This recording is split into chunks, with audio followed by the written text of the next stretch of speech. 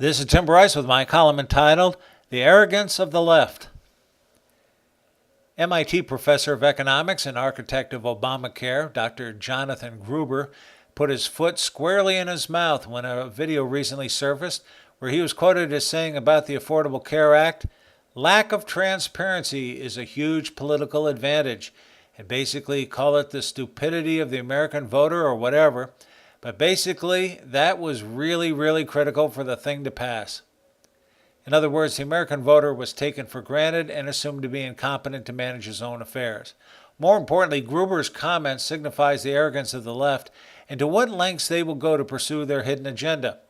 Interestingly, the major television networks gave the story little, if any, airtime. This is strange, as Gruber basically suggested the Obama administration had misled the Congress and the country over his signature legislation. The lack of reporting of such a story smacks of a conspiracy and confirms the left's manipulation of the mainstream media. We also saw evidence of this when TV reporter Cheryl Atkinson was pushed out of CBS News.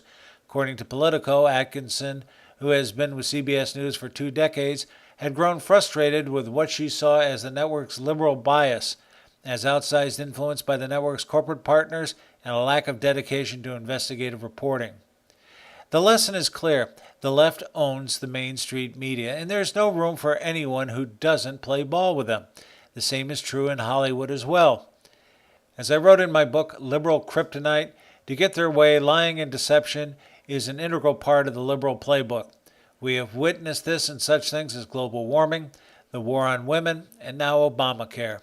The intention is to create fear and outrage, thereby spinning public opinion. Normally, these claims cannot be substantiated, but in Gruber's case, he accidentally let the cat out of the bag. As another example, just prior to Thanksgiving, the White House quietly released plans for a whopping 3,415 new regulations, with several aimed at assisting the EPA. This, of course, was not picked up by the mainstream media, and the public is unaware of the story. This is a backdoor maneuver engineered at a time when the American public is distracted by a major holiday. As an aside, this is certainly not the first time or the last the Obama administration has tried such a maneuver. It has been my experience attorneys want to regulate everything, our actions, our perspectives, and our way of life. This is just another way to promote social engineering. Such programming of the American people is unnatural and inhibits freedom and business. We need less regulations, not more. It is this elitist mindset, as typified by Gruber and others, that should upset Americans. Basically, they are saying to the people, you are stupid, but not to worry, we'll do the thinking for you. So, is America stupid? Well, they voted Obama into office twice, so we know they can be easily fooled and manipulated. However, I'd like to believe Americans are not as stupid as they are portrayed by liberals, if given the facts. I still believe in the sanctity of the human spirit. It is our respect for the rights of the individual and our ability to work as a team in times of crisis that makes America great. In contrast, the left sees the people as nothing more than cattle, which have to be prodded accordingly. The truth is, we ought to thank Gruber for teaching us this important lesson.